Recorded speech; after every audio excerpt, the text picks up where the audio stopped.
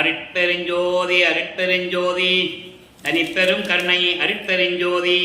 எல்லா உயிர்களும் இன்புற்று வாழ்க, வள்ளல் மலரடி வாழ்க வாழ்க, கொல்லா விரதம் குவளை எல்லாம் ஓங்குக, நல்லோர் நினைத்த நலம் பெறுக, நன்றி நினைத்த எல்லோரும் வாழ்க இசைந்து. உலக மக்களே, அறிவார்ந்த அன்பர்களே, ஆன்மநேய ஒருமைப்பாடுடைய அன்பர்களே, அருட்பெருஞ்சோதி ஆண்டவருடைய திருவிளையாடல்களை பார்த்து கொண்டிருக்கிறோம். அருட்பெருஞ்சோதி ஆண்டவருடைய திருவிளையாடல் திருவட்பாவிலிருந்து, நமது பிள்ளை பெருமான் அவர்கள் அருளிய திருவட்பாவிலிருந்து, ஒவ்வொரு திருமுறையிலிருந்தும் ஒவ்வொரு பதிகத்தில் இருந்த பாடல்களின் மூலமாக நாம் திருவிளையாடலை பார்த்து கொண்டிருக்கிறோம். அருட்பெருஞ்சோதி ஆண்டவர் இந்த பிரபஞ்சம் தோன்றிய காலத்திலிருந்தே எவ்வளவோ திருவிளையாடல்கள் செய்திருந்தாலும் கூட கலியுகத்தினுடைய கடைசி திருவிளையாடல் மிகவும் முக்கியத்துவம் வாய்ந்தது. காரணம், இந்த பிரபஞ்சம் தோன்றிய காலத்திலிருந்தே உருவான 4 யுகங்களிலுமே, கிரேத யுகம், திரேத யுகம், துவார யுகம், கலியுகம், இந்த 4 யுகங்களிலுமே மதங்களும் மார்க்கங்களும் சமயங்களும் தோன்றின. கிரேத யுகத்திலே கலங்க மார்க்கம், திரேத யுகத்திலே திராவக மார்க்கம், துவாவர யுகத்திலே நவநீத மார்க்கம், கலியுகத்திலே பஸ்ம மார்க்கம், இப்படி மார்க்கங்களும் சமயங்களும் சைவம், வைஷ்ணவம், காணாபத்தியம், சௌரம், சாகதம், இப்படி சமயங்களும் கௌபாரம் போன்ற சமயங்களும் உருவாகி, அதன் பிறகு மதங்களும் உருவாகி, கிறிஸ்தவம், இஸ்லாமியம், யூதம், இந்து மதம், இப்படி மதங்களெல்லாம் ஏராளமான மதங்களும் உருவாகி, இந்த சமயங்களையும் மதங்களையும் மார்க்கங்களையும் உருவாக்கிய தலைவர்கள், கர்த்தாக்கள் அவர்களுடைய உருவங்களை வடிவமாக அமைத்து, அதுக்கேற்றபடி ஆலயங்களை அமைத்து, வழிபாட்டு முறைகளை அமைத்து மக்களை வழிபட செய்து விட்டார்கள். காலங்காலமாக இதையே பின்பற்றி கொண்டு மக்கள் வழிபட்டு கொண்டிருக்கிறார்கள். இந்து மதத்தை சார்ந்தவர்கள் தங்களுடைய கர்த்தாக்களை வழிபடுகிறார்கள். கிறிஸ்தவம், இஸ்லாமியம் போன்ற மதத்தை சார்ந்தவர்கள் அவர்களுடைய கர்த்தாக்களை உருவகப்படுத்தி அவர்களுடைய கொள்கைகளை பின்பற்றி வழிபட்டு கொண்டிருக்கிறார்கள். இது காலங்காலமாக நடந்து கொண்டிருக்கிறது. இந்த நிலைகள் மாற வேண்டும். காரணம், ஒவ்வொரு யுகத்திலும் தோன்றிய மார்க்கங்களும் சைவங்களும் மதங்களும் அந்தந்த யுகத்தோடு முடிந்து விட்டது. ஒவ்வொரு யுகத்திற்கும் ஆயுள் காலம் உண்டு. அதே போல சமயங்களுக்கும் மதங்களுக்கும் மார்க்கங்களுடைய அவங்களுக்கு அந்த நெறிகளுக்கு ஒரு எல்லை உண்டு. இதெல்லாம் முடிந்த பிறகு கலியுகத்திற்கு பிறகு சதுர்யுகம் தோன்றுகிறது. ஒளியுகம் என்று கூறுவார் வல்லற்பமானவர்கள். இந்த ஒளியுகத்திலே வாழ்ந்து கொண்டிருக்கின்ற மக்களுக்கென்று ஒரு ஆன்மீக மார்க்கம் வேண்டும். அந்த ஆன்மீக மார்க்கம் சமரசமாக இருக்க வேண்டும். அந்த மார்க்கத்தை எல்லாரும் பின்பற்றி கொண்டு இறைவன் ஒருவனே என்ற நிலையில் எல்லா உயிரிழத்திலும் அன்பு கொண்டும் வேறுபாடுகள் முரண்பாடுகள் இல்லாமல் இன்புற்று வாழ வேண்டும் என்பதற்காகவே அருட்பெருஞ்சோதி ஆண்டவர் சுத்த சன்மார்க்கத்தை உருவாக்கி அதை தன் மகன் கையில் கொடுத்து உலக மக்களை எல்லாம் சுத்த சன்மார்க்கத்தில் இணைத்து உலக மக்களெல்லாம் இன்புற்று வாழ வேண்டும் என்பதற்காகவே தன் அருளால் பெற்றெடுத்த ஆண்மகனை செல்வப்பிள்ளை என்ற பெயரிட்டு வளர்த்து கொண்டிருக்கிறார். காலங்கள் நெருங்கி கொண்டிருக்கிறது. பிரம்மன், திருமால், ருத்திரன், மகேசனுடைய ஆயுள் காலம் முடிந்த பிறகு அவர்களுடைய பதவிகளை எல்லாம் படைத்தல், காத்தல், அழித்தல், மறைத்தல் என்ற 4 பதவிகளையும் சேர்த்து அருளல் என்ற பதவியோடு சதாசிவம் ஆட்சி செய்து கொண்டிருக்கிறார். அவருடைய ஆயுள் காலம் முடியும் தருவாயில் 51 ஆண்டுகள் மீதம் இருக்கின்ற தருவாயில் இந்த 51 ஆண்டுகளுக்கு பிறகு இந்த பிரபஞ்சத்தை இயக்குவதற்கு ஒரு ஆள் வேண்டும். அதற்காகத்தான் தன் மகனை ஒரு தாயின் வழியாக இந்த பூலோகிற்கு வருவிக்க செய்தார் அருட்பெருஞ்சோதி ஆண்டவர் என்ற நிலையை நாம் திருவட்பாவினுடைய பாடல்களின் மூலமாக, விளக்கங்களின் மூலமாக, இறைவனுடைய தயவாளியும் கருணையாளியும் அதை பார்த்து கொண்டிருக்கிறோம். அப்போ தனது மகனை ஒரு தாயின் கருவறையிலே 10 மாதங்கள் இருக்க செய்து, அதாவது 1/1/1823 ஆண்டு இறைவனுடைய திருவிளையாடல் தொடர்கிறது. 5/10/1823 ஆண்டு நமது பிள்ளை பெருமான் அவர்கள் சிதம்பரம் அருகிலே இருக்கின்ற மருதூர் என்ற கிராமத்திலே ராமையா பிள்ளை சின்னையம்மைகளுடைய இல்லற வாழ்க்கையில் 5வது மகனாக வருவிக்க உற்றார். மகன் என்பது அவர்களுக்கு உலகியலிலே இருக்கின்ற உறவு. அருட்பெருஞ்சோதி ஆண்டவர் தன் மகனை ஒரு தாயின் கருவறையிலே இருக்க வைத்து சரியாக 9 மாதங்கள் 4 நாட்கள் என்று குறிப்பிடுகிறார். அப்போ தாயின் கருவறையிலிருந்து வெளியே இந்த மண்ணுலகை தொடும்போது வானவர்களும் ரிஷிகளும் முனிவர்களும் சத்தர்களும் சக்திகளும் சித்தர்களும் எல்லாருமே நமது பிள்ளை பெருமானவர்களை வருக வருக எங்களை ஆளப்போகும் அருள்கடலை என்று சொல்லி வாழ்த்தி வரவேற்கிறார்கள். இந்த நிலையை பாடலின் மூலமாக நாம் பார்த்தோம். அதன் பிறகு அந்த தாயின் கருவறையிலே இருக்கும்போது கூட இறைவனுடைய திருவிளையாடல் எப்படி நடந்தது என்பதை நமக்கு தெளிவாக அருளியிருக்கிறார்கள் பிள்ளை பெருமானவர்கள். அதனுடைய ஒரு சுருக்கத்தை சொல்ல நான் கடமைப்பட்டிருக்கிறேன். ஒரு தாயின் கருவறையிலே தனது மகனை இருக்க வைத்து, அப்போ தனது மகன் இந்த கருவறை இருட்டாகி இருக்கிறதே என்று தந்தை என்று கூறும்போது தன் மகனுக்கு ஒளிகாட்டியதையும், பசிக்கிறதே தந்தையை என்று கூறும்போது தன் மகனுக்கு அருளமுதம் ஊட்டியதையும், காற்றே வரவில்லையே உடம்பு புழுக்கமாக இருக்கிறதே என்று தனது மகன் கூறும்போது தென்றல் காற்று வீசியதையும், இது எல்லாம் என் தந்தை நான் கருவறையிலே இருக்கும்போது எனக்கு அருளினார் என்று கூறுவார்கள். அங்கே இறைவனுடைய திருவிளையாடல் நடக்குது. அதன் பிறகு 5 மாத குழந்தையாக இருக்கும்போது சிதம்பரத்திலே ஒரு திருவிழாவிற்காக குடும்பத்தோடு செல்லுகிறார்கள். நமது குழந்தை இறைவனை அழைத்து செல்லுகிறார்கள். அங்கே தனது தந்தை அருட்பெருஞ்சோதி ஆண்டவர் தன் மகனுக்கு வெட்ட வெளியாக காட்டுகிறார். எந்த விதமான உருவம் இல்லாமல். அதை தான் பாடலிலே கூறுவார். தில்லை தளத்திடையே திரை தூக்க தரிசித்த போது வெய்வகை மேல் காட்டாதே எந்தனக்கே வெளியாய் காட்டிய மெய்வுறவாம் மெய்ப்பொருளே என்று கூறுவார். வெய்வகை மேல் காட்டாதே என்பது எந்தவித உருவம் இல்லாமல் அந்த உருவத்திற்கு அணிகலன்கள் அணிந்து அலங்கார கோலத்துடன் கையிலே ஆயுதங்களுடன் இல்லாமல் வெட்ட வெளியாக காட்டியது எனது உண்மையான தந்தையாகிய அருட்பெருஞ்சோதி ஆண்டவர் என்று கூறுவார். இந்த நிலைகளெல்லாம் முடிந்த பிறகு சிறிது காலம் கழித்து ராமையா பிள்ளை அவர்கள் காலமான உடனே, இறந்த உடனே சின்னம்மையா அவர்கள் ஏற்கனவே அவங்களுக்கு பிறந்த குழந்தைகள் 4 பேர் உண்டு. 2 ஆண் பிள்ளைகள், 2 பெண் பிள்ளைகள். 5ஆவதாக நமது இறைவன் வறுமைக்க உற்றவர். அவங்களுக்கு தெரியாது இது இறைவன் மகனை நமக்கு வயிற்றிலிருந்திருக்காருன்னு அவருக்கு தெரியாது. இறைவனுடைய மகன் நமக்கு மகனாக பிறந்திருக்கிறார் என்று அவங்களுக்கு தெரியாது. இறைவனுடைய திருவிளையாடல் நடந்து கொண்டிருக்கிறது. அப்போ இந்த நிலையில் இருக்கும்போது சின்னக்காவனம் என்ற ஒரு கிராமத்திற்கு செல்லுகிறார்கள். அதாவது பொன்னேரி பக்கத்தில் அந்த கிராமம் இருக்குது. அந்த கிராமம் தான் அந்த அம்மையார் பிறந்த இடம். அதன் பிறகு சில காரணங்களால் இங்கே இருக்க முடியவில்லை. சென்னையிலே வந்து குடியேறுகிறார்கள். அவர்கள் குடியேறிய பகுதி ஏழுகணர் பகுதியில் இருக்கின்ற வீரசாமி தெருவிலே 1/1/1823 ஆண்டு தொடங்கிய திருவிளையாடல் 30/1/1874 வரையிலும், அதாவது சரியாக 51 ஆண்டுகள் இறைவனுடைய திருவிளையாடல் நடக்கிறது. இந்த 51 ஆண்டுகளை 8 ஆண்டுகளாக பிரித்து தனது மகனுக்கு அருளை கொடுத்து கொண்டிருக்கிறார் அருட்பெருஞ்சோதி ஆண்டவர் என்பதை திருவெற்பாவிலிருந்தே நாம் பார்த்து கொண்டிருக்கிறோம். நமது பிள்ளை பெருமானவர்கள் வளர்ந்து கொண்டிருக்கிறார்கள். நமது குழந்தை இறைவனை பள்ளியிலே கொண்டு சேர்க்கிறார்கள். பள்ளியிலே படிக்க முடியாது என்று சொல்லி வந்து விட்டார். காரணம், இறைவனுடைய திருவிளையாடல் நடக்குது. தனது மகன் இந்த உலகியலிலே எந்த ஆசிரியரிடம் கல்வி கற்கக்கூடாது என்றும், தனது மகன் யாரையும் குருவாக ஏற்றுக்கொள்ளக்கூடாது என்றும், தனது மகன் காவி உடையை அணியக்கூடாது என்றும் இறைவனுடைய திருவிளையாடல் நடந்து கொண்டிருக்கிறது. அப்போ படிக்க முடியாதுன்னு சொல்லி வந்துட்டார். சைவ குலத்திலிருந்து வரிவிக்க விட்டதனாலும் சமயங்களும் மதங்களும் மார்க்கங்களும் சூழ்ந்திருந்த அந்த காலகட்டங்களில் இவர் சைவ சமயத்தின் தலைவனாகிய சிவபெருமானை ஏற்றுக்கொண்டு சிவபெருமானை வழிபட்டு கொண்டிருக்கிறார் நமது பிள்ளை பெருமானவர்கள். அவருக்கு சுத்த சன்மார்க்கம் அப்போ தெரியாது.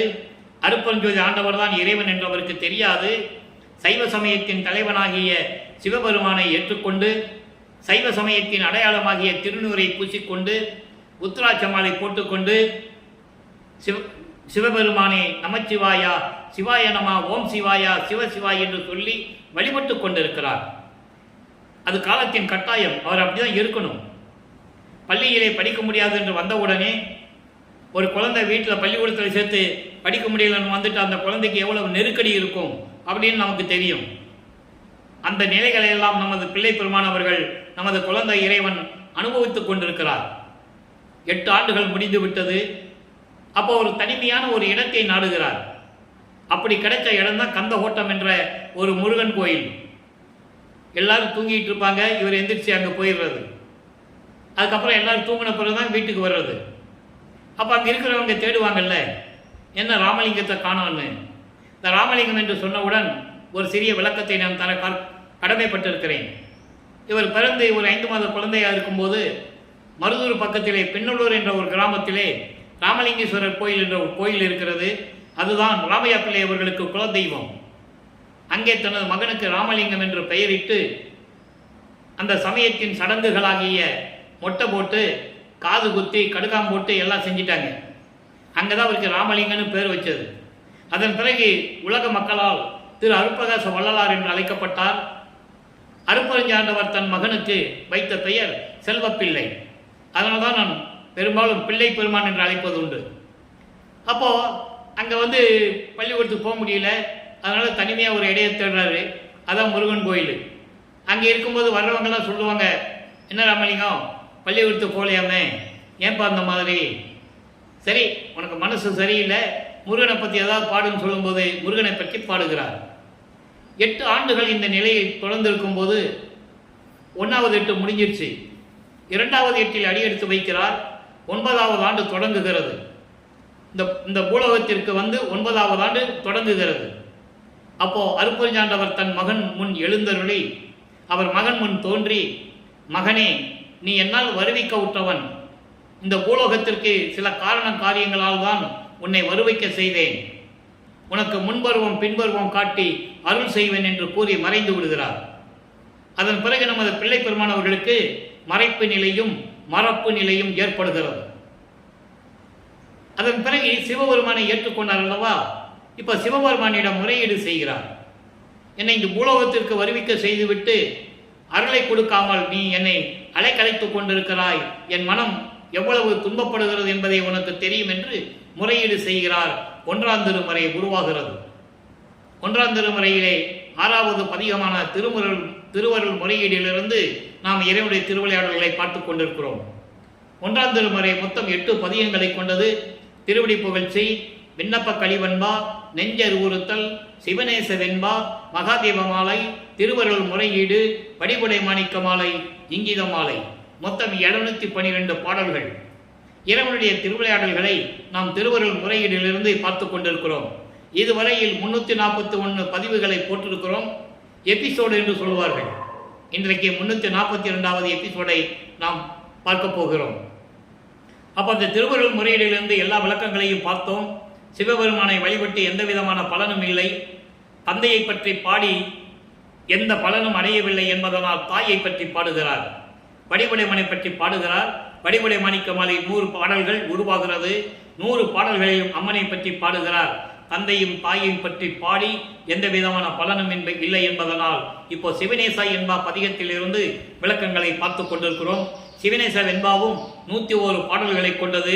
இதுவரையில் 24 பாடல்களை பார்த்திருக்கிறோம். இன்று 25வது பாடல்.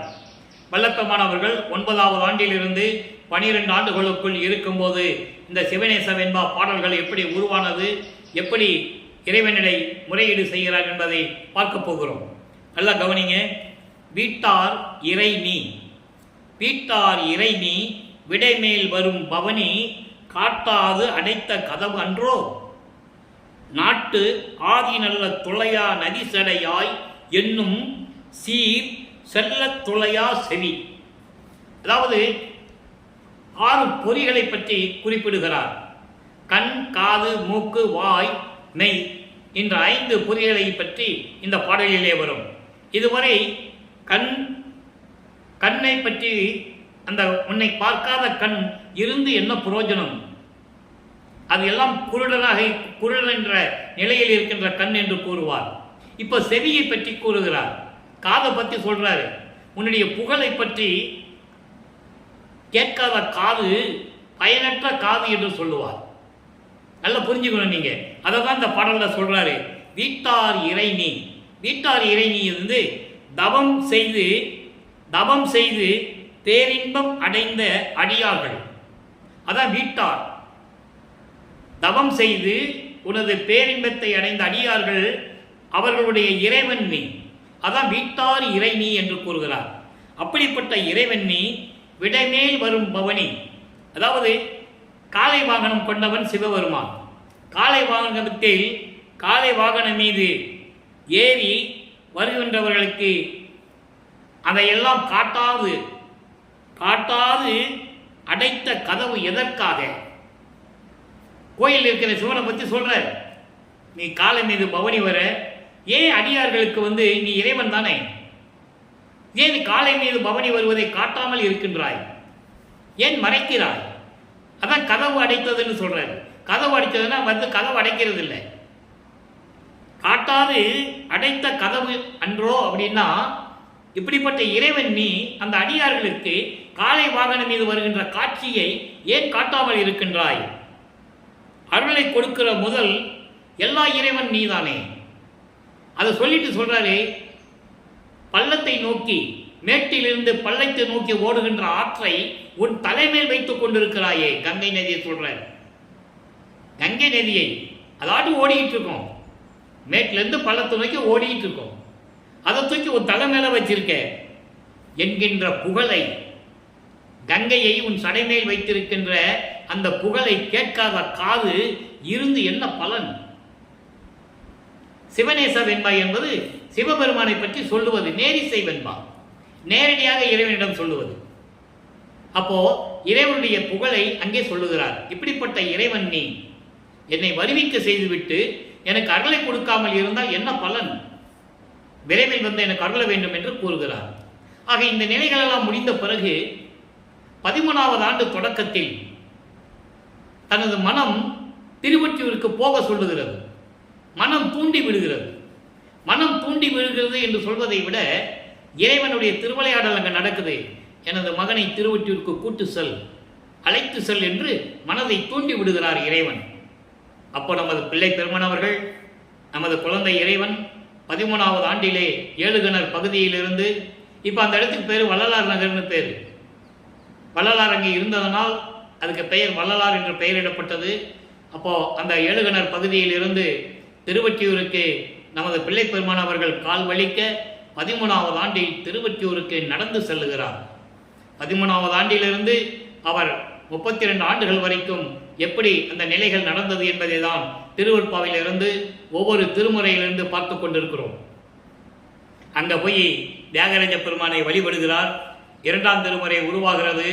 மொத்தம் 113 பதியங்கள், 1207 பாடல்கள். இதுவரை 32 பதியங்களை பார்த்திருக்கிறோம். அதனுடைய ஒரு சுருக்கம். அங்கே போய் தியாகராஜ பெருமானை பற்றி பாடி மனம் உருகி பாடுவார். எந்த விதமான பலனும் இல்லை. அதன் பிறகு திருமலை வாயிலுக்கு செல்லுவார். அங்கே இருக்கிற பெயர், இறைவன் பெயர் மாசிலாமணி. மாசிலாமணி மாசிலாமணி என்று மனம் உருகி பாடுவார். அந்த பாடலாம் எப்படி இருக்கும் தெரியுமா? அப்படி இதயத்தை அப்படியே உருக்கும். அப்படிப்பட்ட பாடல்கள். அந்த சிறு பருவத்திலே நமது குழந்தை இறைவனுடைய மகன் என்று தெரியும், இறைவனிடமிருந்து அருளை பெற முடியவில்லையே என்ற அந்த நோக்கத்தில், அந்த இயக்கத்தில் அவர் பாடுவது அற்புதமாக இருக்கும். ஆக அங்கே போய் மாசிலாமணி மாசிலாமணி உருகி பாடுவார். என்னை இந்த பூலோகத்துக்கு வருவிக்க செய்துவிட்டு உனது மகன் கால் வலிக்க நடந்து வந்து நிற்கிறேன், ஏன் மகனே கால் வலிக்கிறதா என்று கூட ஒரு வார்த்தை கேட்பதில்லை. ஊமையாக நின்று கொண்டிருக்கிறாயே, என்ன ஊமையா என்று கேட்பார். அதன் பிறகு அங்கேயும் எந்த விதமான பலனும் இல்லை. திருவள்ளித்தாயம் என்ற ஒரு இடத்துக்கு செல்லுவார். அங்கேயும் சிவபெருமானை பற்றி உருகி பாடுவார். அங்கேயும் சொல்லுவார், என்னை பூலோகத்திற்கு வருவிக்க செய்துவிட்டு எவ்வளவு துன்பங்களை அனுபவிக்க வைக்கிறாயே என் தந்தையை என்று கூறுவார். அதோடு மட்டுமல்லாமல், பெற்ற மகனை தெருவில் விட்டுவிட்டானே என்று சொல்லி இந்த உலகம் உன்னை பழிக்குமே, இழிவாக பேசுமே, அந்த இழி சொல்லும் பழி சொல்லும் உன்னை சூழ்ந்து விடக்கூடாது என்ற காரணத்திற்காகத்தான் உன்னிடம் மன்றாடுகிறேன். எனது கால் வலிக்க நடந்து வந்து கூட அந்த வலியை நான் பொருட்படுத்தவில்லை. விரைவில் எனக்கு அருள வேண்டும் என்று கூறி முறையீடு செய்வார். எந்த விதமான பலனும் இல்லை. திருவொற்றியூருக்கும் திருமுல்லை வாயிலுக்கும் இனிமேல் என்னால் வர முடியாது தந்தையே. உனது மகன் இந்த சிறுவன் எத்தனை நாளைக்கு இப்படி கால் வலிக்க என்னால் நடந்து போக முடியும் என்று சொல்லி இனிமேல் நான் இங்கே வர முடியாது என்று சொல்லி வந்து விடுவார். இப்போ நிரந்தரமாக திருவொற்றியூரிலே தியாகராஜ பெருமானை வழிபட்டு கொண்டிருக்கிறார். இப்போ 33வது பதிகத்தை பார்க்க போகிறோம். எதிர்கொள் 10 என்ற ஒரு பதிகம் இன்று 3வது பாடல். எதிர்கொள் 10 என்பது ஒரு நம்பிக்கையோடு இறைவனை நான் எப்படியாவது சந்திப்பேன், இன்று இரவு இறைவன் வந்தால் நான் வரவேற்பேன் என்று கூறுவது. அது 10 பாடல்கள். அதான் 10ன்னு சொல்லி வச்சிருக்காரு. எதிர்கொள் 10. இன்னைக்கு 3வது பாடல். பாடலை நல்லா கவனிங்க. மால் அயன் தேடியும் காணா மலையை வந்தனை செய்பவர் கண்ட மருந்தை ஆலம் அமுதின் அருந்தல் செய்தானை ஆதியை ஆதியோடு அந்தமில்லாதானை, அதாவது அந்தமில்லாதவனை, காலன் வருந்தி விழ உதைத்தானை கருணை கடலை என் கண் அணையானை ஏலம் மணிக்குழலார் இடத்தானை இன்றை இரவில் எதிர்கொள்வேனே. இன்னைக்கு எப்படி இன்னைக்கு இரவு வருவார், நான் பார்த்துருவேன், நான் இறைவனை வரவேற்பேன் என்று ஒரு மன உறுதியோடு கூறுவதுதான் இந்த பாடல். எப்படின்னா, திருமாலும் பிரம்மனும் பார்க்க முடியாத இறைவன். இதற்கு ஏராளமான விளக்கங்கள் திருவருட்பாவையில் உண்டு. அவங்களுக்கு மெஞ்ஞானம் இல்லை. மெஞ்ஞானம் இல்லாதனால் இறைவனுடைய திருவடியையும் முடியையும் பார்க்க முடியவில்லை என்று கூறுவார். அதற்கான பாடல், நான்முகத்தோனும் திரு நெடுமாலும் மெஞ்ஞானம் என்னும் வான்முக கண் கொண்டு காணாமல் தம் உருமாறியும் தேன்முக கொன்றை முடியும் செந்தாமரை சேவடியும் ஊன்முக கண் கொண்டு காணாமல் தேடி நின்றார் சற்றும் உணர்விலேன்னு சொல்லுவார். அவங்கள் பார்க்க முடியாது, அறிந்து கொள்ள கூட முடியாது, தெரிஞ்சு கூட முடியாது என்றார்கள். ஏன்னால் அவர்களுக்கு மெஞ்ஞானம் இல்லை. திருமாலுக்கும் பிரம்மனுக்கும் அப்படி இருந்து உருமாறுகிறார்கள். பிரம்மன் அன்னப்பறவையாகவும் திருமால் பன்றியாகவும் உருவெடுத்து பிரம்மன் மேலே பறந்து செல்லுகிறான் முடியை பார்ப்பதற்கு. திருமால் அடியை பார்ப்பதற்கு கீழே பன்றி உருவம் எடுத்து செல்லுகிறான். பார்க்க முடியவில்லை. அதைதான் சொல்றாரு, மால் அயன் தேடியும் காணா மலையை. அப்படிப்பட்ட ஒப்பற்றை இறைவனை நான் இந்த விளக்கங்களும் நான் ஏற்கனவே நிறைய கூறியிருக்கிறேன். பூத்திடுமவனும் காத்திடுமவனும் புல் விலங்கு உருக்கோடு நேடியும் ஏத்திடும் முடியும் கூத்திடும் அடியும் இன்னும் காண்கிறேன்னு சொல்லுவார். பூத்திடுமவன பிரம்மன், காத்திடுமவன திருமால், புல் விலங்கு உருக்கோடு நேடி. அதாவது புல்லுனா அன்னப்பறவை, பறவை, விலங்குனா பன்றி. அப்படி உருமாறி தேடியும் கூட முடியும் அடியும் பார்க்க முடியலன்னு சொல்லுவார். அதை தான் இங்கே சொல்றாரு, அயனும் மால் அயனும் தேடியும் காணா மலையை. அப்படிப்பட்ட இறைவன் தன்னை வணங்குகின்றவர்களுக்கு அருளை கொடுக்கக்கூடிய இறைவன். வந்தனை செய்பவர் கண்ட மருந்தை, தன்னை வணங்குவர்களுக்கு அருளை கொடுக்கக்கூடிய இறைவன். அப்படிப்பட்ட இறைவன் ஆலம் அமுதின் அருந்தல் செய்தானை. நான் ஏற்கனவே நிறைய விளக்கங்கள் உண்டு, சுருக்கமாக சொல்லுகிறேன். அரக்கர்கள் தேவர்களை துன்புறுத்தும் போது அமுதம் இருந்தால் அந்த தேவர்களை காப்பாற்றி விடலாம் அரக்கர்களுடைய பிடியில் இருந்து. அப்போ பார்க்கடலை ஒரு பாம்பை மொத்தாக வைத்து கடைகிறார்கள். அங்கே அமுதம் வருகிறது. அந்த பாம்பே ஒரு அரக்கன்தான். அதில் விஷத்தை கக்குகிறது, அமுதத்திலே உமிழ்கிறது, விஷத்தை உமிழ்கிறது. என்ன செய்தது தெரியாமல் இருக்கும்போது சிவபெருமான் அந்த அமுதத்தை உண்டு கழுத்திலே நிறுத்திக் கொண்டு தேவர்களை காப்பாற்றியவன். அதான் சொல்றாரு, ஆலம் அமுதின் அருந்தல் செய்தானே ஆதியை. நல்லா கவனிக்கணும். ஆதி சிவன் என்று சொல்லுவார்கள். அவன் சமயத்தை சேர்ந்த தலைவன், சமயத்தை சேர்ந்த இறைவன். அதனாலதான் சொல்றாரு, இப்போ ஆதின்னு சொல்றாரு. சுத்த சன்மார்க்கத்தை பெற்ற பிறகு ஆதின்னா யாரு? அருப்பஞ்சோதி ஆண்டவன் சொல்றாரு. இப்போ அவரால் சொல்ல முடியாது, மறைப்பு நிலையில் இருக்கிறது. சிவன் தான் இறைவன் என்ற ஒரு நிலை இருக்கிறது. அதனால் ஆதியை ஆதியோடு அந்தமில்லா முடிவும் அதாவது முதலும் முடிவும் இல்லாதவன், நிரந்தரமாக இருப்பவன். இப்ப சிவபெருமான சொல்லுவாரு, சுத்த சமாஜத்தை பெற்ற பிறகு அருப்பஞ்சோதி ஆண்டவர் தான் என்று சொல்லுவார். அதை நீங்க வேறுபாடு நல்லா கவனிச்சுக்கிட்டே வரணும். அப்படிப்பட்ட இறைவனை காலன் வருந்தி விழ உதைத்தானே. காலன்னா யமன், யமனை காலால் எட்டி உதைத்தவன். அப்படிப்பட்ட இறைவனை, கருணை கடலை என் கண் போன்ற இறைவனை ஏலம் மணிகுழலால் இழத்தானை. அழகிய மனம் வீசுகின்ற கூந்தல் உடைய எனது அம்மை உமையாலை இடது பக்கம் கொண்ட இறைவனை இன்றைய இரவில் வருவான், நான் எதிர்கொள்வேன், நான் எதிரே நின்று வரவேற்பேன் என்று கூறுவார். ஆனால் இறைவன் வந்தாரா? இவர் வரவேற்றாரா? இல்லை. அவர் உறுதிக்காக அவர் தன் நம்பிக்கையில் சொல்றாரு, நீங்க எப்படி இறைவன் வருவான், அப்படிப்பட்ட இறைவன் நான் எதிரே நின்று வரவேற்பேன் என்று சொல்லுவார். இறைவனும் வரவில்லை, இவர் வரவேற்கவும் இல்லை. இந்த நிலை தொடர்ந்து கொண்டிருக்கிறது. அப்போ 2வது எட்டு முடிகிறது. 16 ஆண்டுகள் முடிந்து விட்டது. இப்போ 3வது எட்டில் அடியெடுத்து வைக்கிறார். 3 அப்போ 17வது ஆண்டிலிருந்து 24 ஆண்டுகளுக்குள் திருவொற்றியூரில் என்ன நடந்தது? நமது பிள்ளைப்பெருமான் அவர்கள் திருவொற்றியூர் செல்லுகிறார். இப்போ 17வது ஆண்டிலிருந்து 24 ஆண்டுகளுக்குள் இருக்கிறார். நல்ல கவனிச்சிக்கணும். இப்போ காலங்கள் மாறுகிறது, காட்சிகளும் மாறுகிறது. இப்போ இறைவன் காட்சி கொடுக்கிறார். இது வரைக்கும் அது இல்லை, இப்போ காட்சி கொடுக்கிறார். காட்சி கொடுப்பாரே தவிர மறைஞ்சிருவார், பேசுறதில்லை, எந்த விதமான செயலும் இல்லை, பேசுறதே கிடையாது, காட்சி கொடுப்பாரானா. அப்போ இவருக்கு ஒரு நம்பிக்கை வந்துகிறது. இதுவரைக்கும் இல்லாத நிலை இப்போ ஏற்பட்டிருக்கு. ஏன்னா இவர் ஏன் இந்த பூலோகத்துக்கு வந்தான்னு அவருக்கும் தெரியாது. அதான் நான் ஏன் பிறந்தேன்னு கூட சொல்லுவார். அந்த பாடல் விளக்கத்தில் நம்ம பார்த்துருக்கோம். அவருக்கும் தெரியாது. ஏதோ வருவிக்க விட்டுறார். என்ன காரணத்துக்காக வருவிக்க விட்டுறார் தெரியாது. அப்போ இப்போ காட்சி கொடுக்குறாரு, இவருக்கு ஒரு நம்பிக்கை வந்துடும். எல்லா விடைகளுக்கும், எல்லா கேள்விகளுக்கும் விடை கிடைச்சிடும் அப்படின்னு ஒரு நம்பிக்கை அவருக்கு வந்துடும். ஆனால் இந்த நிலையை தொடர்ந்து கொண்டு இருக்கிறது. அருளை கொடுக்கல, காட்சி கொடுக்குறது சரி. அப்போ இவர் என்ன பண்ணுவார்? இப்படியே நடந்துகிட்டு இருக்குன்னு சொல்லி நாரையையும் கிளிகளையும், கிளிகள் ஒரு கூட்டத்தோடு அனுப்புவார். ஏன்னா நாரை முதல்ல தூது அனுப்புவார். தியாகராஜ பெருமாட்ட போய் சொல்லு, நீ ஒரு பையனை வருவாய்க்கிட்ட, அவர் பூலோகத்துக்கு வந்துட்டாரு, எவ்வளவு துன்பலை அனுபவிச்சுட்டு இருக்காரு, சாப்பிட்றதில்லை, தூங்குறதில்ல அப்படின்னு போய் நீ தியாகராஜ பெருமாட்டி சொல்லுன்னு சொல்லுவார். நாரையும் போய் சொல்லும், பதில் இருக்காது. கிளிகளை கூட்டமாக அனுப்புவார். ஒரு நாரை அனுப்புனாதான் பதில் வரல, ஒரு கூட்டத்தை அனுப்புவோம்னு சொல்லி கிளிகளை கூட்டமாக அனுப்புவார். பதில் வரல, வராது. ஏன்னா இன்னும் திருவிளையாடல் நடக்கணும். இப்போ 24 ஆண்டுகளுக்குள்ள தான் இருக்கிறாரு. நீ 27 வருஷம் பாக்கி இருக்க. அப்போ இந்த மனநிலையில் இருக்கும்போது ஒரு குறத்தி பெண்ணிடம் போய் குறி ஆராய்ச்சி என்ற பதிகத்திலே ஒரு குறத்தி பெண்ணிடம் போய் எப்படி குறி கேட்கிறார், ஒரு ஜோசியர்கிட்ட போய் ஜோதிடம் நாடல் என்ற பதிகத்திலே எப்படி போய் ஜோசியம் கேட்கிறாரு. இப்படியே இவர் நிலை தொடர்ந்து கொண்டிருக்கிறது.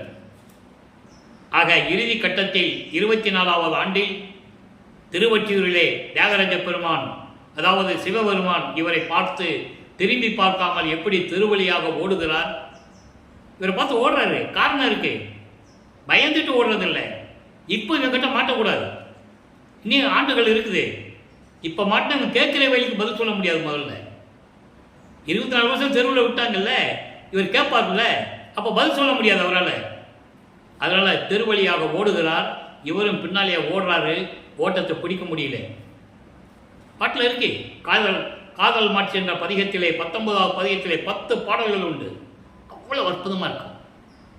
அப்போது அங்கே மறிச்சவங்க பார்ப்பாங்கல்ல, இவர் ஏற்கனவே தினமும் அங்கே போகிறாரு, எல்லாருக்கும் அறிமுகமானவர், பரிச்சயமானவர். அப்போ ராமலிங்கம் ஏன் தெருவழியாக ஓடிக்கிட்டு இருக்கான் அப்படின்னு கூப்பிட்டு கேட்பாங்க.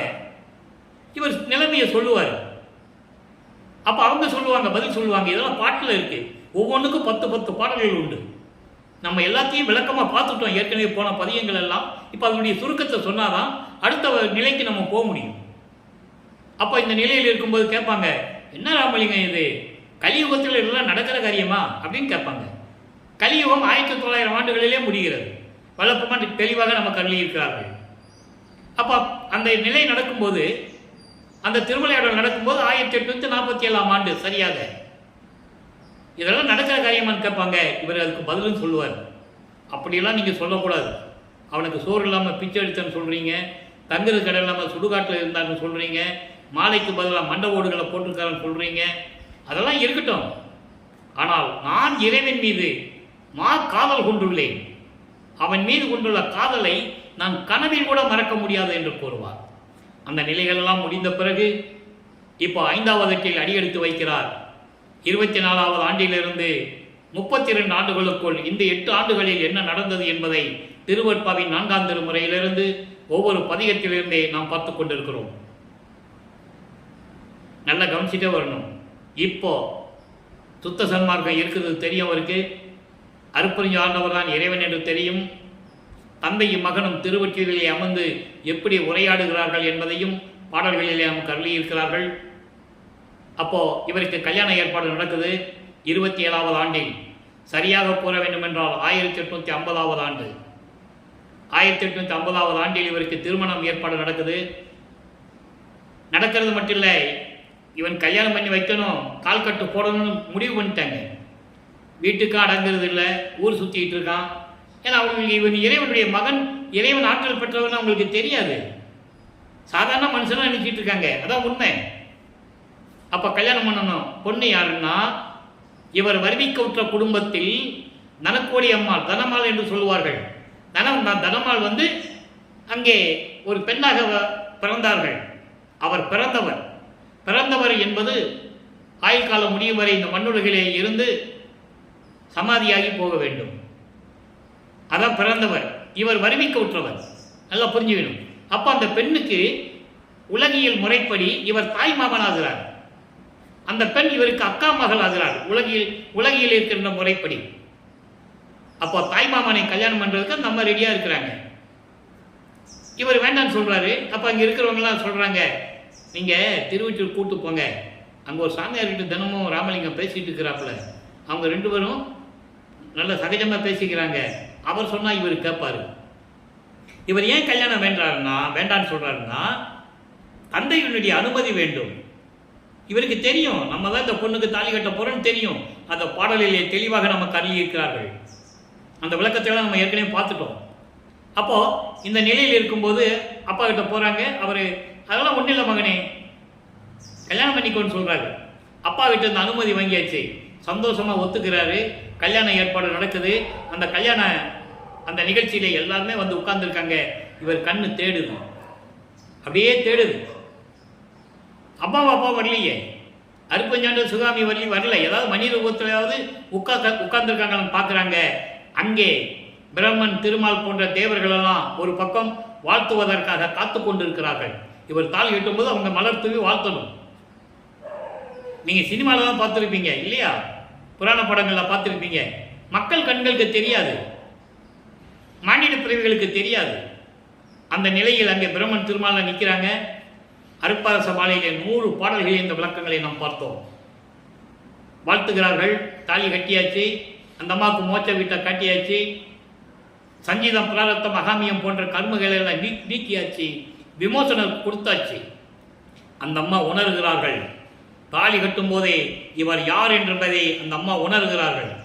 ஆனால் வெளியே சொல்லக்கூடாது, தெய்வ ரகசியத்தை சொல்லவும் கூடாது, சொல்லவும் முடியாது. அந்த நிலையில் இவர் எல்லாவற்றையும் துறந்து இப்போ வல்லப்பமானவர்கள் இறைவனுடைய 8 குணங்களிலே 5வது குணத்தில் இருந்து கொண்டிருக்கிறார். தன்மையத்தனாதல், தூய உடம்பினாதல், இயற்கை உணர்வினாதல், முற்றும் உணர்தல், இயற்கையாகவே பாசங்களை நீக்குதல். அதன் பிறகு இருக்குது முடிவில் ஆற்றல் உடைமை, பேரின்ப உடைமை, வரம்பில் இன்ப உடைமை. அதை நம்ம போக போக பார்க்க போகிறோம். இப்போ அந்த உறவை, உலகில் ஏற்பட்ட உறவை துறக்க வேண்டும். சமயங்களிலும் மதங்களிலும் மார்களில் கூறப்பட்ட நெறிகளை விட வேண்டும். சைவ சமயத்தின் அடையாளமாகிய திருநீறு பூசுவதை நிறுத்த வேண்டும். பாடல் உண்டு, விளக்கங்கள் உண்டு. இந்த திருநூறு சர்ச்சை இதுவரை தொடர்ந்து கொண்டிருக்கிறது. சுத்த சன்மார்க்கத்தில் திருநூறு பூசலாமா வேண்டாமா, இன்னும் பிரச்சனைகள் இருந்து கொண்டிருக்கிறது. அதை தெளிவாக பாடலில் நமக்கு அருளியிருக்கிறார்கள். திருநீர் பூசிக்கொள்ளலாம் நீ சமயங்களையும் மதங்களையும் மார்க்கங்களையும் சார்ந்து இருக்கும் போது. சைவ சமயத்தில் சேர்ந்திருந்தால் திருநீரை பூசிக்கொள்ளலாம். ஒத்த தலைவலி வருதா, பிணி இருக்கா, அதுக்குன்னு தனியாக ஒரு மருந்தை வீட்டில் தயாரிப்பாங்க. அந்த காலத்தில் கிராமங்களிலே உண்டு. திருநீர் ஒத்த தலைவலி வருது, பெண்களுக்கு தலைக்கு ஊற்றும் போது முடியல ஈரம் இருந்தால் ஒத்த தலைவலி வரும், சளி பிடிச்சிக்கும், குழந்தைகளுக்கும் சளி பிடிச்சிக்கும். அப்போ வீட்டில் ஒரு விபூதின்னு சொல்லிட்டாங்க. அதை ஆக்சுவலாக அது சாம்பல் தான். அங்கே உருவாக்கப்பட்டது, வீட்டில் உருவாக்கப்பட்ட சாம்பல் தான் சொல்லுவாங்க. வெளியே நம்ம கோயிலில் விபூதின்னு சொல்லுவாங்க, அது வேற விஷயம். அப்போ அந்த சாம்பலை உருவாக்கி வச்சுருப்பாங்க. அதை நெத்தியில் தடவிட்டோம்னா அந்த நீர் எடுத்துரும். அது ஒரு மருந்தாக யூஸ் பண்ணுவாங்க. புரியுது உங்களுக்கு? அதே நேரத்தில் சைவ சமயத்தை சேர்ந்தவர்கள் அதனுடைய அடையாளம் திருநீர் பூசியிருந்தால் இவன் சைவத்தை சார்ந்தவன், சிவபெருமானை கும்பிடுறான், முருகனை கும்பிடுறாங்க, விநாயகனை கும்பிடுறாங்க, அம்மனை கும்பிடுறாங்கன்னு ஒரு வழக்கம் உண்டு. அதில் இருந்தால் பூசிக்கலாம். ஆனால் சுத்த சன்மார்க்கம் என்பது சமயங்களையும் மதங்களையும் மார்க்கங்களையும் சாராதது. அதில் இருக்கின்ற சங்கற்ப விகற்பங்கள் வரவே கூடாது. பாடல்ல சொல்றாரு, சாதியும் மதமும் சமயமும் பொய் என ஆதியில் உணர்த்தி அருட்பெருஞ்சோதி. ஏன் பிறகு இவர் பூசினாரு?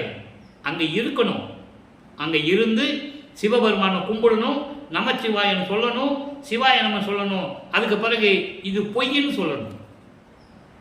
புரியுதா உங்களுக்கு? பொய் என்று சொல்வார்கள். ஏகப்பட்ட பாடல் உண்டு, ஞானசரியில் உண்டு. அந்த விளக்கெல்லாம் நம்ம பின்னால் பார்க்க போகிறோம். பொறித்த மதம் சமயமும் பொய் பொய்யே. இதை சொல்லுவதற்காக தான் அவர் வருவிக்க விட்டார். சுத்த சன்மார்க்கம் என்ற ஒரு மார்க்கம் இருக்கிறது. அது எந்த மதத்தையும் மார்க்கத்தையும் சாராதது. இறைவன் அருட்பெருஞ்சோதி ஆண்டவர், அவனுக்கு உருவம் இல்லை, ஜோதி வடிவில் இருக்கின்றான், வெட்ட வெளியாக இருக்கின்றான் என்று கூறுவதற்காகத்தான் ஒரு தாயின் வழியை கருவறையிலே இருந்து வருவிக்க விட்டு உலக மக்களுக்கு சொல்வதற்காகத்தான் திருவருட்பாவை அருளினார்கள் என்பதை இங்கு நான் பதிவு செய்ய கடமைப்பட்டிருக்கிறேன். அப்ப இந்த நிலையில் இருக்கும்போது எல்லாத்தையும் விட்டுட்டாரு. இப்ப என்ன பண்ணாரு? வெள்ளாடை உடுத்தி, அதுக்கு முன்னால் முக்காடெல்லாம் கிடையாது, இப்ப முக்காடு போடுறாரு. ஏனென்றால் அதுக்கான விளக்கங்கள் நான் ஏற்கனவே நிறைய கொடுத்துட்டேன். சுத்த சன்மார்க்கத்தின் அடையாளம், சுத்த சன்மார்க்கத்தின் இறைவன் என்ற நிலையில் அவர் முக்காடு போட்டு ரூமுக்குள்ள உட்கார்ந்து கதவை சாத்திட்டார். இனிமே கதவை திறக்க போறதில்லை, திருவற்றிற்கும் போறதில்லை. இறைவன் வரணும். கதவை சாத்தி உள்ள உட்கார்ந்துட்டார். அப்போ இறைவன் பார்க்கிறார், அருட்பெருஞ்சோதி ஆண்டவர் இனிமேல் தன் மகனுக்கு காலதாமதம் செய்யக்கூடாது என்று கருதி சுத்த சிவஞான வெளியிலிருந்து அங்கே சத்தியஞான சபை இருக்கு. எப்படி சிவபெருமனுக்கு கைலாசம் இருக்கோ, திருமாலுக்கு எப்படி அது ஒரு உலகம் இருக்கோ, சரஸ்வதிக்கு பிரம்மனுக்கு எப்படி ஒரு உலகங்கள் இருக்கோ, இந்திரலோகம் எப்படி இருக்கோ, அதே மாதிரி சத்தியஞான சபை சுத்த சிவஞான வழியிலே உண்டு. சத்தியஞான சபையிலிருந்து இறைவன் பூலோகத்திற்கு தெருவழியாக நடந்து வந்து கதவை திறந்து ஒரு காலை உள்ள வச்சு ஒரு காலை வீட்டுக்கு வெளியே வச்சு மகனை கூப்பிட்டு எப்படி அருளை கொடுத்தார் என்ற நிலையை நாம் ஏற்கனவே விளக்கமாக பார்த்து விட்டோம். அருமையாக சொல்லுவார். ஏன் நேரடியாக வந்தார்? வராமல் ஏன் நடந்து வந்தார்? மகன்கிட்ட காலை காட்டணுமா? அப்போதான் மகனுடைய கோபம் அடங்குமா, மகன் சாந்தம் அடையணுமா. நேரடியாக வந்தால் மகன் சாந்தம் அடைய மாட்டார், படு கோபத்தில் இருக்கார் வள்ளலார். பயங்கரமான கோபக்காரர்.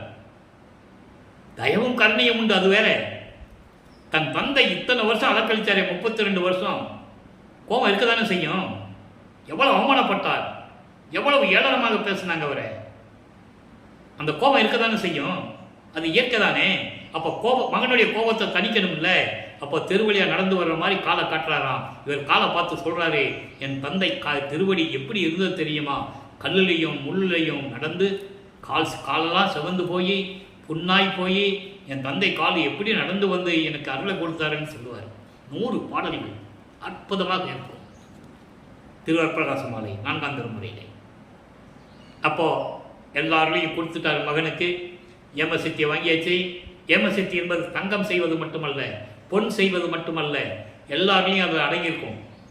அண்டங்களை விட்டு போவது, ஒரே நேரத்தில் பல உருவங்களோடு இருப்பது, இந்த சக்தியெல்லாம் அதில் சேர்ந்தது. வாங்கியாச்சு. தத்துவங்களை எப்படி கடந்து போகணும், ஜெயிக்கணும். தத்துவங்கள் என்பது 36 தத்துவங்கள் ப்ளஸ் 60 தத்துவிகள். அது பிரம்மன் திருமால் ருத்திரங்கிட்டதெல்லாம் பறிச்சாச்சு. வாங்கி அற்புதஞாண்டவர் வச்சிருக்கிறாரு. அவங்க காலம் முடிஞ்சு போச்சு. நீ அப்பா மகன்கிட்ட தான் கொடுக்கணும். அதனால் மகன் அந்த தத்துவங்களை எப்படி கடப்பதுன்னு சொல்லியாச்சு. பாடலுடைய விளக்கங்கள்லாம் பார்த்தியாச்சு. அருட்பெருஞ்சோதி அகவல்லே உண்டு. ஏறானிலை மீசை ஏற்றி எந்தனக்கே 6 காட்டிய அருட்பெருஞ்சோதி சொல்லுவார். அப்புறம் கடத்திய அருட்பெருஞ்சோதி சொல்லுவார். அப்புறம் அருட்பெருஞ்சோதி அட்டகத்தில் சொல்லுவார், தத்துவங்களை தனித்தனியாக கடந்தேன், தத்துவாதீத மேல்நிலையில் சித்தியல் முழுதும் தெரிந்தேன். அங்கதான் டோட்டலாக வருது. சித்தியல் முழுதும், ஏம சித்தி உள்பட எல்லாத்தையும் நான் வாங்கிட்டேன் எங்கள் அப்பா கிட்ட. அவை மேல் சிவநிலை தெரிந்திட சென்றேன். எங்க போனாரு சொல்லணும்ல உலக மக்கள்கிட்ட. அப்போதான் இவர் என்ன பண்றாரு? தத்துவங்களை கடந்து, அண்டங்களை கடந்து, வெளிகளை கடந்து, பரவெளி, பரம்பரவெளி, பராபரவெளி, பெருவெளி, பெருசுகவெளி போன்ற வெளிகளையும் கடந்து சுத்த சிவஞான வெளிக்கு சென்று கொண்டிருக்கிறார்.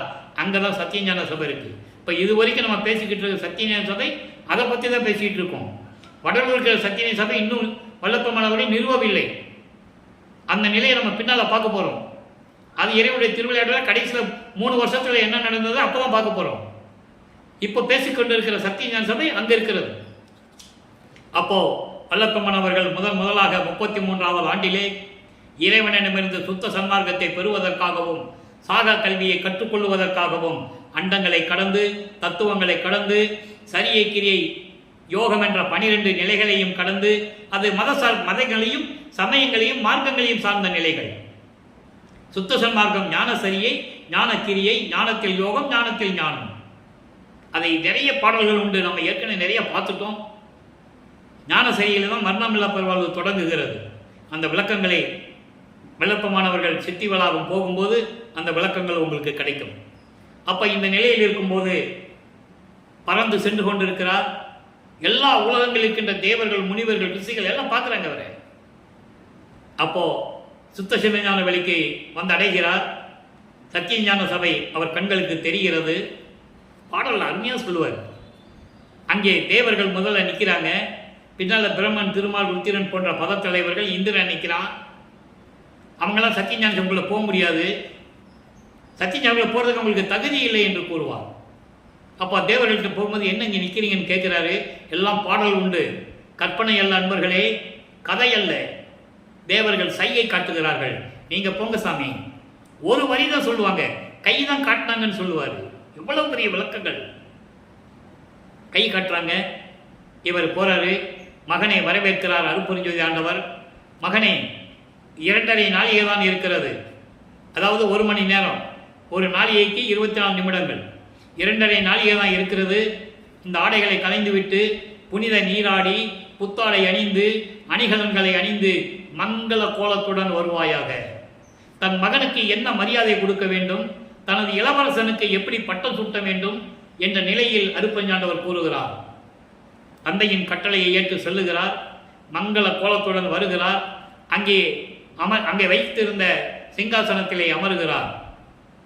அருட்பெருஞ்சாண்டவர் தன் மகனுக்கு மணிமுடி சூட்டுகிறார்.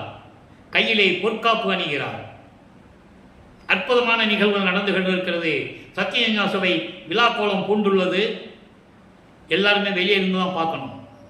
அங்கே சத்தியஞான சபையில் என்ன நடந்தாலும் இவங்கெல்லாம் வெளியே இருந்து தான் பார்க்கணும். சத்தியஞான சபைகளுக்கு படிகள் உண்டு. முதல் படியில் கூட அவங்களால ஒன்றும் பண்ண முடியாது, கால எடுத்து வைக்க முடியாது, வெளியிருந்து தான் பார்க்கணும். அதை நிறைய பாடல்களை நாம் கருளி இருக்கிறார்கள். அதையெல்லாம் விளக்கங்களெல்லாம் பார்த்து விட்டோம். இப்போ சாகா கல்வியை, அதாவது அமர வைத்து மணிமுடி சூட்டி பொற்காப்பு அணிந்து, மகனே சுத்த சன்மார்க்கத்தை பெற்றுக்கொள் என்று சொல்லி சுத்த சன்மார்க்கத்தை தாரை பார்க்கிறார் தன் மகனுக்கு. அதனால்தான் என் தந்தையிடமிருந்து நான் சுத்த சன்மார்க்கத்தை பெற்றேன் என்று கூறுவார். பெரிய சிவானுபவத்தால் சுத்த சன்மார்க்கம் பெற்றேன், இரவாவை விட்டேன் காண்தோல் என்று கூறுவார். அவருக்கு ஏற்கனவே இறப்பு இல்லை, ஏன் எனக்கு இறப்பை விட்டொழித்தேன் என்று கூறுகிறார். சுத்த சன்மார்க்கத்தை பெறுவதனால் இது கிடைத்தது என்று மக்களுக்கு தெரிவிக்க வேண்டும். நல்லா புரிஞ்சுக்கணும். சுத்த சன்மார்க்கத்தில் இருந்தால்தான் மரணமில்லா பெருவாழ்வு. மரணமில்லா பெருவாழ்வில் வாழ்ந்திடலாம் கண்டி. தெளிவாக சொல்லுவார் ஞான சரியில முதல் பாட்டில் 5வது வரியில் சொல்லுவார். அதை மரணமில்லா பெருவாழ்வில் வாழ்ந்திடலாம் கண்டி என்று சொல்லுவார். அந்த விளக்கங்களை நம்ம பின்னால் பார்க்க போகிறோம். அற்புதமாக இருக்கும். இப்போ சுத்த சன்மார்க்கத்தை வாங்கியாச்சு. சாகா கல்வியை கற்றுக் கொடுக்கிறார் மகனுக்கு. இவர் கற்றுக்கொண்டார். இந்த நிகழ்ச்சியை தேவர்களும் திருமாலும் பிரம்மனும் எப்படி பார்த்தார்கள் என்பதை பாடலிலே கூறுவார். 112வது பதிகம் மெய்யருள் வியப்பிலே 14வது பாடலிலே கூறுவார். நாகாதிபனும் நாராயண் நயனும் மாலும் நறுமுறுமெனவே ஞான அமுதம் அளித்தாய் நானும் உண்டு துண்ணவே. அதாவது இந்திரன், நாகாதிபனா இந்திரன் பிரம்மன், திருமாலு போன்ற தேவர்கள் எல்லாம் கோபத்தை வச்சுக்கிட்டு, முகத்தில் கோபமாக வச்சுக்கிட்டு இருக்காங்களாம். ஏக்கத்தோட நறுமுறுமெனவே பல்ல கடிச்சிட்டு இருக்காங்களா கோபத்தடைக்கு. ஞான அமுதம் அளித்தாய். ஞான அமுதம் என்பது சுத்த சன்மார்க்கம். சுத்த சன்மார்க்கத்தை கொடுத்தாய், நான் பெற்றுக்கொண்டேன். அதை தொடர்ந்து சாகா கலையை பயிற்று தந்த தயவையை சாற்றலுக்கரிது. எப்படி சொல்ல முடியுமா? யாருக்கு சாகா கல்வி கிடைத்தது அப்படிலாம் சொல்லுவார். அதை பார்த்துக்கிட்டு இவங்கெல்லாம் பதியும் ஓரவாரான் என்பார் பரிதி தேக்கியே என்று கூறுவார். எல்லா பேரும் சொல்றாங்களாம், கடவுள் கூட ஓரவஞ்சனை இருக்குப்பா, எல்லாம் மகனுக்கே கொடுத்துட்டு இருக்காரு, அவருக்கே இளவரசம் பட்டம் சூட்டுறாரு, அவருக்கே கொடுத்துட்டு இருக்காரு, நம்ம பதவிகள்லாம் பறி போயிடுச்சு அப்படின்லாம் ஏக்கத்தோட சொல்றாங்க. எவ்வளவு அற்புதமான பாடல்கள் தெரியுமா? உலக மக்கள்கிட்ட யார் சொன்னது? வல்லப்பமான்கள் வருவிக்க விட்டு 203 ஆண்டுகள் ஆகிவிட்டது. அவருடைய இறைநிலையை எல்லாம் பேசுனாங்க, அது அப்பாற்பட்ட விஷயம். வல்லப்பன் பற்றி நிறைய பேசுனாங்க, வேற விஷயம். இந்த விஷயங்களை யார் சொன்னது? இதை சொன்னாதானே ஒரு இறைவனுடைய மகன் தெரியும் இல்லையா? அப்போ இந்த நிலையில் இருக்கும்போது எல்லாவற்றையும் பெற்றுக்கொண்டு சாகாவியை கற்றுக்கொண்டு நேராக சத்தியஞான சபையிலிருந்து பூலோகத்திற்கு சிதம்பரத்திலே எழுந்தருளுகிறார். சிதம்பரம் தான் போகிறார். காரணம் இருக்கு, அங்கே ஒரு திருவிளையாடல் நடக்கணும். அவர் போய் நடராஜனை கும்பிடுக்காக போடல, நடராஜனை கும்பிடுக்காக அவர் போடல. அவர் கும்பிட்டதெல்லாம் முடிஞ்சு போச்சு. சிவபெருமானை கும்பிட்டது, எல்லாம் கும்பிட்டது, பாடினது எல்லாம் முடிஞ்சு போச்சு. அது தத்துவத்தின் தலைவர்கள்னு சொல்லிட்டார். அங்கே ஏன் போனார்னா, அங்கே கருங்குழியில் வீட்டு ஓனர் இருக்கார்ல, அந்த வீட்டுக்கு சொந்தக்காரர் வெங்கட ரெட்டியார், அவரும் பரசுராமன் அங்கே பேசிகிட்டு இருக்காங்க. இவர் போய் நிற்கணும், அங்கே அவங்க அறிமுகப்படுத்தணும் பரசுராம, அவரை இவரை வீட்டுக்கு கூட்டு வரணும். ஏற்கனவே வெல் பிளான்டு, ஏற்கனவே நிர்ணயிக்கப்பட்டது. தந்தையும் மகனும் அருப்பஞ்சாண்டவரும் வல்லப்பமனும் ஏற்கனவே பேசி முடிவு பண்ணது. இந்த இடத்துல நீ இருக்கணும், இங்கே தர்மசாலை பண்ணணும், அங்கே சத்தியஞான சபை கட்டணும், மேட்டுக்குப்பம் போகணும், இதெல்லாம் ஏற்கனவே முடிவு பண்ணது. அப்போது அந்த நிலையில் இருக்கும்போது இங்கே கருங்குழியிலே வந்து அமர்கிறார்கள். கருங்குழியிலே 9 ஆண்டுகள் அங்கே இருக்கும்போது அருப்பஞ்சாண்டவரும் பிள்ளை பெருமானவர்களும் எப்படி கூடி கொஞ்சி குழாவினார்கள் என்பதையும், என்னென்ன பாடல்கள் அங்கிருந்து உருவானது என்பதையும் தெளிவாக பார்த்து விட்டோம். இப்போ வல்லப்பமானவர்கள் 6வது எட்டில் இருந்து கொண்டிருக்கிறார். 48வது ஆண்டில் என்ன நடக்கிறது என்பதை தான் இப்போ லைவாக நம்ம பார்த்துக்கிட்டு இருக்கோம். இப்போ கருங்குழியிலிருந்து வெளியே வரணும். அங்கே தண்ணீரால் விளக்கழித்த இல்லம் என்ற ஒரு திருவிளையாடலை நடத்திவிட்டு அந்த அம்மா செம்பில் தண்ணி வைக்கும்போதே அந்த அம்மா நினைச்சாங்க என்ன இருக்குன்னு.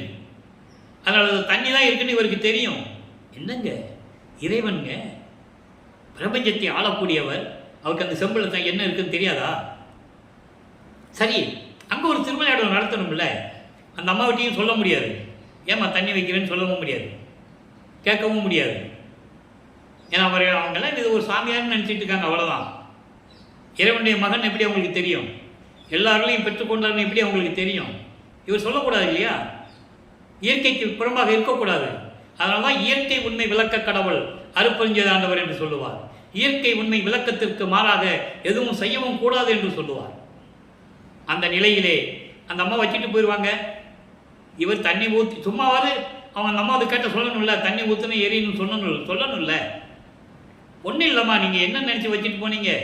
நான் என்னதான் நினச்சி தண்ணி இருக்கிறது எனக்கு தெரியாது, விளக்கில் ஊற்றுனேன், எரிஞ்சிருச்சு, அது இறைவனுடைய செயல் அப்படின்னு சொல்லிடுவார். அதோட இந்த பிரச்சனை முடிஞ்சிடும். அதனால் தான் இருந்த இடத்திற்கு அந்த நிலையை ஏற்படுத்த வேண்டும். தண்ணீரால் விளக்கரித்த இல்லம் என்றதுக்கு நிலையை ஏற்படுத்திவிட்டு இப்போ ஜீவகானிய ஒழுக்கத்தை சொல்லணும் உலக மக்களுக்கு. ஜீவகானிய ஒழுக்கத்தை சொல்லணும்னா ஒரு தர்மசாலை வேணும். தர்மசாலை வேணும்னா ஒரு இடம் வேணும். அந்த இடத்தை வாங்குவதற்காக ஏற்கனவே இவர் பார்வதி மக்களிடம் பேசியிருப்பார், அவர்கள் கொடுத்து விட்டார்கள். அப்போ அங்கிருந்து வரும்போதே நேரடியாக இங்கே வருகிறார்கள். 23/5/1867 ஆண்டு தர்மசாலையை நிறுவி அன்றைய அணைய அடுப்பை மூட்டி பசியோடு வருகின்றவர்களுக்கு பசியை போக்கிக் கொண்டிருக்கிறார். நம்மளையெல்லாம் படைத்து காத்து கொண்டிருக்கின்ற இறைவன் அருட்பெருஞ்சோதி ஆண்டவர். பிரம்மன் படைக்கும் தொழிலை விட்டாச்சு, திருமால் காக்கும் தொழிலை விட்டாச்சு, அழிக்கும் தொழிலை விட்டாச்சு, மகேஸ்வரனுடைய தொழில் முடிஞ்சு போச்சு. எல்லாமே இவர் தான் செஞ்சுக்கிட்டு இருக்கிறாரு. ஆனால் பதவி இன்னும் ஏற்றுக்கலாது. அந்த ஒரு பதவி மட்டும் இவர்கிட்ட இன்னும் வரல. அவங்க அப்பா தான் வச்சுக்கிட்டு இருக்காரு. புரியுதா உங்களுக்கு? அது எப்போ அந்த பதவி வந்தது, எப்போ வாங்கினாருன்றதை நம்ம மேட்டுக்குப்பம் போகும்போது பார்ப்போம். அப்போ அந்த நிலையில் இருக்கும்போது எல்லாம் முடிஞ்சிருச்சு. இப்போ தர்மசாலையை ஓப்பன் பண்ணியாச்சு. எல்லாருக்கும் பசியை போக்கி கொண்டிருக்கிறார். ஜீவகானிய ஒழுக்கம் உருவாகிறது. பசி, பிணி, தாகம், இச்சை, எளிமை, பயம், கொலை, 7 பிரிவுகள். இது பசியும் கொலையும் பரஜீவகாரணியம், மீதெல்லாம் அபரஜீவகாரணியம். பசியின் கொடுமை, ஒரு உயிரை கொன்றால் அந்த உயிர் எப்படி துடிக்கும் என்ற நிலைகளெல்லாம் நாம் ஏற்கனவே ஒரு தனியாகவே ஒரு பதிவு போட்டிருக்கிறோம். ஜீவகானிய ஒழுக்கம் என்ற ஒரு தலைப்பிலே போட்டிருக்கிறோம். அதை நீங்கள் பார்த்துக்கலாம், நம்ம பதிவிலே பார்த்துக்கலாம். அப்போ இந்த நிலைகளெல்லாம் முடிந்த பிறகு பசியின் கொடுமை அவ்வளோ அருமையாக சொல்லுவார், அவ்வளவு அருமையாக சொல்லுவார். கேட்க கேட்க இனிமையாக இருக்கும் பாருங்கள். அப்போ இந்த நிலையில் இருக்கும்போது 1869 ஆண்டு கடலூரிலே மஞ்சங்குப்பம் உயர்நீதிமன்றத்திலே ஆறுமுக நாவலார் எப்படி வழக்கு தொடர்ந்தார் என்பதையும், திருவற்பாவை மறுப்பாய் என்று அறிவிக்க முடியாது என்ற ஒரு மகத்தான தீர்ப்பை நீதிபதியிடமிருந்து பெற்று வந்ததையும் எல்லா விளக்கங்களையும் தெளிவாக பார்த்து விட்டோம். அப்போ மறுபடியும் தர்மசாலையில் இருக்கும்போது சங்கராச்சாரியார் வந்தது, அற்புத நிகழ்ச்சிகளை எல்லாம் காட்டியது. சங்கராச்சாரியார் நமது பிள்ளைப்பெருமானுடைய அருமைகளை உணர்ந்து சரணடைந்தது. இந்த நிலைகளெல்லாம் நாம் பார்த்து விட்டோம். அதன் பிறகு உத்தரஞான சிதம்பரமாலை எப்படி உருவாக்கி சமாதி வற்புறுத்தலில் எப்படி உலக மக்களுக்கு சொல்லுகிறார், நடராஜபதி மாலை, சர்க்குரி மணிமாலை பதியத்தில் இருக்கின்ற பாலுடைய விளக்கங்கள் எல்லாவற்றையும் பார்த்து விட்டோம். நடராஜ பதி என்பது வேறு, நடராஜன் என்பவன் வேறு. நல்லா புரிஞ்சுக்கணும் நீங்கள். அதனால தான் அந்த நடராஜபதி மாலையை நமக்கு அருளினார் என்பதை நீங்கள் புரிந்து கொள்ள வேண்டும். அதன் பிறகு இப்போ அதாவது சமயங்களிலும் மதங்களிலும் மார்க்கங்களில் இருக்கும்போது அவருடைய நிலை எப்படி இருந்தது, சுத்த சன்மார்க்கத்தை பெற்ற பிறகு அவருடைய நிலை என்ன என்பதை சில பாடல்களின் மூலமாக நாம் பார்க்க போகிறோம். இப்போதான் அவர் சொல்றார், 6ஆம் திருமுறையிலே பதிகம் 6 ஆற்றாமை என்ற பதிகத்திலிருந்து 5வது பாடலை பார்க்க போகிறோம். ஆற்றாமை என்பது அதாவது தன்னுடைய மனதில் இருக்கின்ற நிலையை, அங்கே சமயங்களிலும் மதங்களில் இருக்கும்போது சகித்து கொள்ள முடியாத நிலையை, பொறுத்து கொள்ள முடியாத நிலையை இப்போ கூறுகிறார். செடி முடிந்து அலையும். நல்லா கவனிக்கணும். இது சுத்த சன்மார்க்க விளக்கம், இறைவன் கொடுத்த விளக்கம். செடி என்றால் இலக்கணம் நீங்கள் அகராதியில் பார்த்தீங்கன்னா, செடினா துன்பங்கள், துயரங்கள், இடர்கள், பயம், இப்படி தான் இருக்கும். இங்கே செடி என்பது செடி முடிந்து அலையும் மனத்தினே. செடி முடிந்து என்றால் சமயங்கள், மதங்கள், மார்க்கங்களில் கூறப்பட்ட நெறிமுறைகளை ஏற்றுக்கொண்டு அலைந்து கொண்டிருந்தேன். அந்த மனம் இருந்தது எனக்கு. அப்போ அந்த துன்பங்களையும் துயரங்களையும் தாங்கிக் கொண்டிருந்தேன். அப்படிப்பட்டவன் துன்ப செல்லினால் அரிப்புண்ட சிறியேன். அரிப்பு உண்டுன்னா ஒரு நோய் சிறங்க வந்து அரிச்சுக்கிட்டே இருக்கும்ல, அதே மாதிரி துன்பம் என்னை தொடர்ந்துக்கிட்டே இருந்ததுன்னு சொல்கிறேன். அரிப்பு உண்டு அப்படின்னா சும்மா தொடர்ந்துக்கிட்டே இருக்கு. துன்பம் என்கின்ற ஒரு செல் உடம்புல புகுந்துக்கிட்டு, உடம்பெல்லாம் செல்களால் ஆனது. இந்த செல்களாலான உடம்பு இந்த துன்பம் என்ற துயரத்தை ஏற்றுக்கொண்டு நான் அனுபவித்துக் கொண்டிருக்கிறேன். அதை தான் சொல்றாரு. அதே மாதிரி அடிமுடி அறியும் ஆசை சற்று அறியேன். உன்னுடைய அடியையும் முடியையும் பார்க்க வேண்டும் என்ற ஆசை எனக்கு அப்போ இல்லை. காரணம், நான் சிவபெருமானை வழிபட்டுக் கொண்டிருந்தேன். அப்போ எனக்கு கிடையாது, சுத்த சன்மார்க்கம் தெரியாது. அறிந்தவர்கள் தங்களை அடையேன். தெரிஞ்சவர்கள் கூட என்னால் முடியல, சந்திக்க முடியல. அதே மாதிரி படிமுடி வலித்து கடிகொள்ளும் கடையல் பணத்திலும் கொடியனேன். அதாவது உலகிலே தீய வழிகளில் சம்பாதித்த, தவறான வழிகளில் சம்பாதித்த அந்த சம்பாதிக்கும் ஆள்கள் இருக்காங்கல்ல, பணக்காரர்கள், அவர்களை விட கொடியவனாக இருந்தேன். பஞ்ச கொடி முடிந்திடுவேன். பஞ்சகங்களையே மனதில் வச்சுட்டு இருந்தேன். ஏன்னா அப்போ சுத்த சன்மார்க்கம் இல்லாதனால எனக்கு தயவும் கருணையும் இல்லை. அம்பல கூத்தனுக்கு என் கடவேனே. இப்போ உன்னுடைய அருளை பெறணும், அதுக்கு நான் என்ன செய்யணும்? சுத்த சன்மார்க்கத்தை கொடுத்துட்டேன், அதுக்கப்புறம் நான் என்ன செய்யணும் கேட்குறேன். அதற்கு பிள்ளை பெருமான் என்ற பதிகத்திலே விடை உண்டு. 20வது பதிகம் பாடல் 5. ஆற்றாமையிலே 5வது பாடல் எப்படி, பிள்ளை பெருமணத்தில் 5வது பாடல் எப்படி, நல்லா கவனிச்சுட்டே வரணும். கருணை ஆர் அமுதே என் உயிருக்கு உயிரே, கனிந்த சிற்றம்பல கனியே, வருண மாமரையின் மெய்ப்பொருளாகி வயங்கிய வள்ளலே, அன்பர் தெருள் நிறை உள்ளத்தே திகழ் தனித்தலைமை தெய்வமே. நல்லா கவனிச்சுட்டே வரணும். அங்கே 1ஆம் திருமுறையிலிருந்து 4ஆம் திருமுறை வரைக்கும் சிவனே சிவனே சிவனேன்னு சொல்லுவார் இல்லையா? பல பெயர்களை சொல்லுவார். சுத்த சமாகத்தை பெற்ற பிறகு, அதை நீக்கிய பிறகு, அதெல்லாம் பொய் என்று தெரிய பிறகு, சுத்த சமாகத்தை வந்த பிறகு என்ன சொல்றாரு? தலைமை தெய்வமே, திருவருள் செல்வமே, தருணம் என் உரிமை தாயே, தந்தையே, தரித்து அருள் திரு செவிக்கு இதுவே. அங்கே என்ன சொல்லுவாரு? செவி பற்றி என்ன சொல்வார்? சிவனேசவன் பால இன்னைக்கு பார்த்தோம், 25வது பாடலை பார்த்தோம். உன்னுடைய புகழை கேட்காத காது இருந்து என்ன பிரயோஜனம் சொல்லுவார்ல, இங்கே செவிக்கு என்ன சொல்கிறார்? இந்த வித்தியாசத்தை நீங்கள் தெரிஞ்சுக்கணும்.